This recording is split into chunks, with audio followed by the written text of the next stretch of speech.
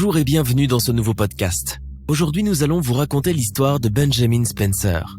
Benjamin Spencer est un Afro-Américain de 54 ans qui a été arrêté en mars 1987 pour le vol et l'assassinat de Jeffrey Young, propriétaire d'une entreprise à Dallas. Il clame son innocence depuis le premier jour de son incarcération et c'est un cas emblématique du système judiciaire américain. Les accusés à tort aux États-Unis doivent souvent attendre plusieurs dizaines d'années derrière les barreaux avant d'enfin obtenir justice. Est-ce le cas aussi de Benjamin Spencer ? Nous vous invitons aujourd'hui à découvrir l'histoire incroyable de Benjamin Spencer derrière les barreaux depuis l'année 1987 pour un crime qu'il n'aurait peut-être pas commis.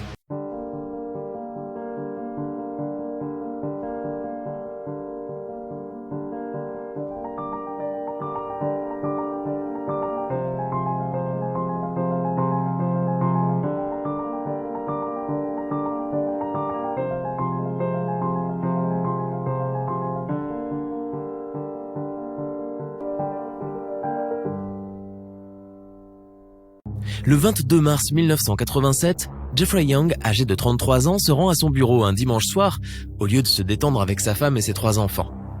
Il doit se rendre à Taïwan au début de la semaine pour rencontrer un important client et tout doit être bien préparé.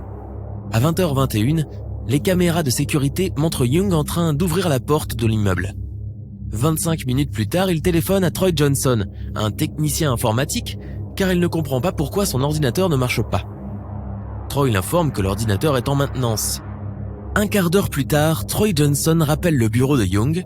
Il laisse sonner longtemps mais il ne reçoit aucune réponse. Il se dit que Jeffrey Young, fatigué d'attendre, est peut-être rentré chez lui. Personne ne sait ce qui s'est vraiment passé dans les locaux ce soir après l'appel manqué de l'informaticien. Plus tard, la police a reconstitué les faits en extrapolant. Selon elle, 2 voleurs ayant aperçu la voiture de Jeffrey Young, une belle BMW 320i argentée dans le parking, flaire la bonne occasion. Ils s'arrangent pour entrer dans le bâtiment, faire irruption dans le bureau et surprendre Young en plein travail. Ils le menacent alors avec un objet contondant, comme un marteau ou une batte de baseball par exemple. Lui font la poche, retirent l'argent de son portefeuille, le dépouillent de sa montre Seiko, de sa bague de mariage et n'oublient pas de prendre avec eux la télévision portable du bureau. Les agresseurs frappent Young brutalement et lui fracturent le crâne. Ils le mettent dans le coffre de la BMW et traversent la ville en trombe jusqu'au quartier Puget, l'un des plus pauvres et des plus violents de la ville de Dallas. Sur place, aux environs de 22h, ils jettent le corps de Young en pleine rue.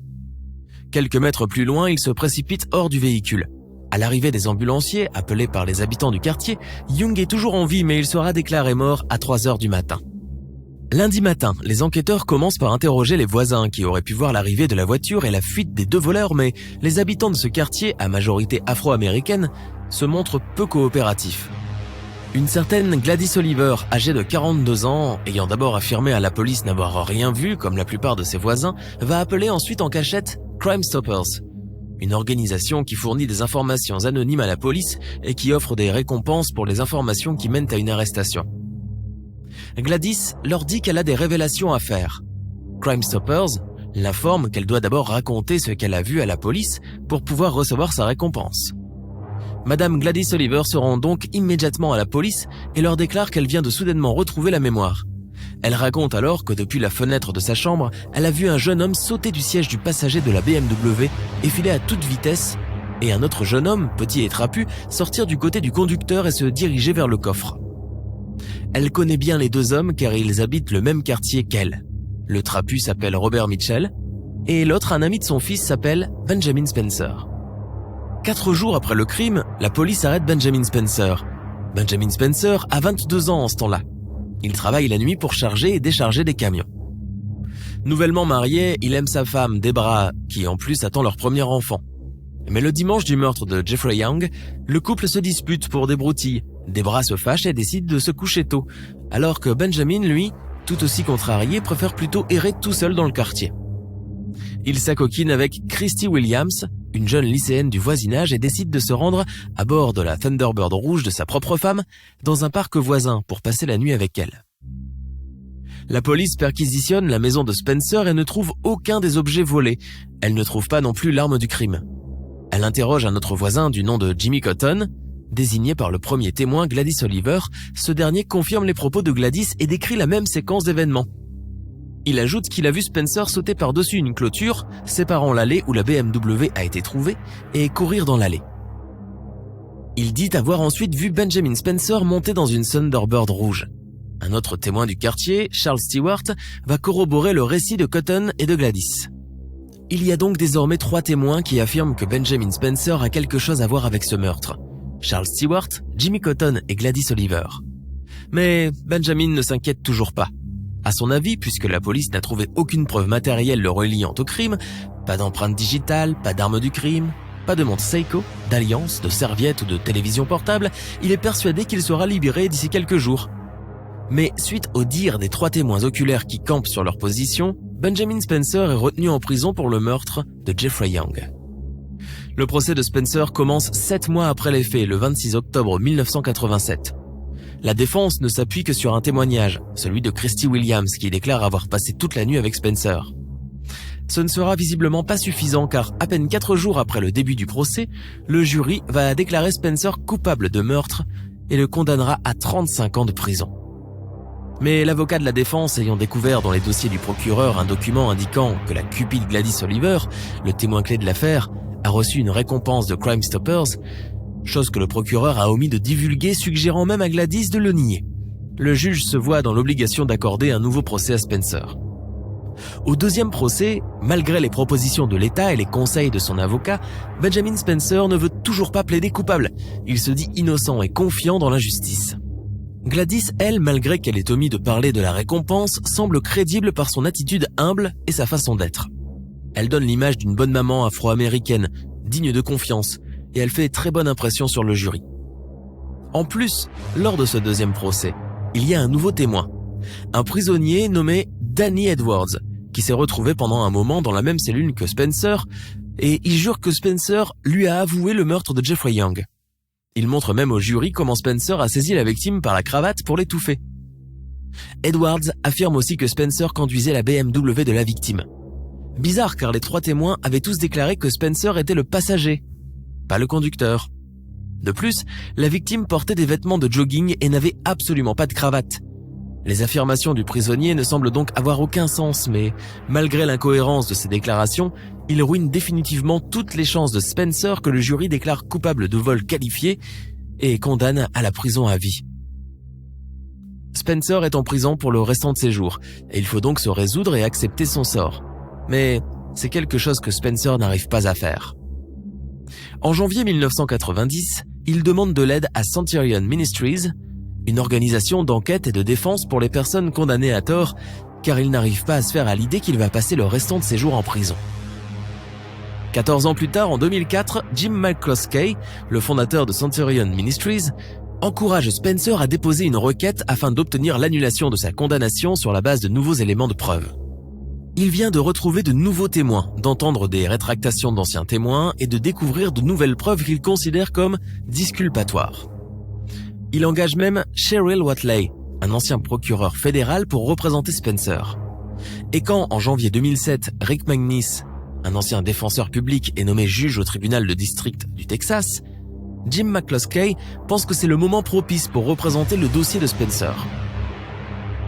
Le juge McNish est un homme plutôt honnête, qui ne fait en général jamais d'erreur.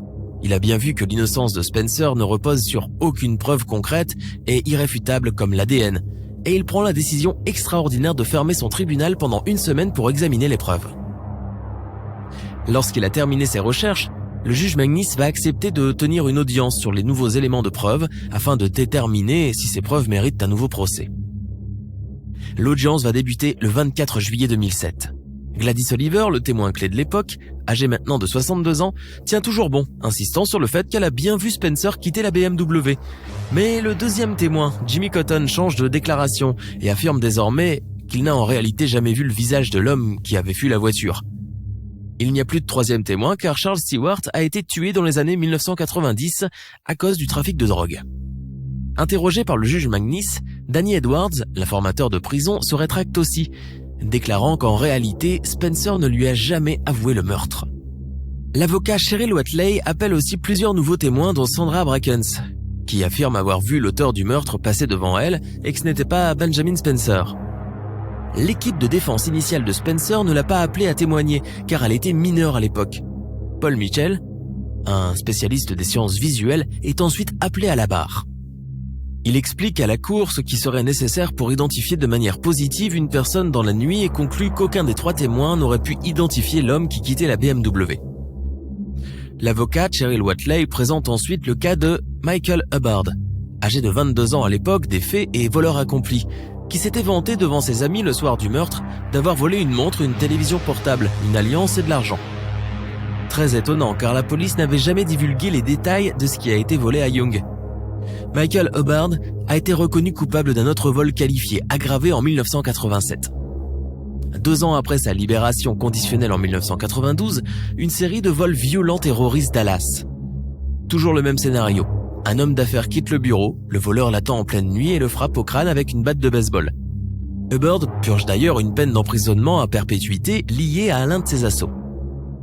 Sa culpabilité n'a pas été prouvée lors du dernier procès de Spencer car ses empreintes ne correspondaient à aucune de celles trouvées dans le bureau ou dans la BMW, mais le doute persiste.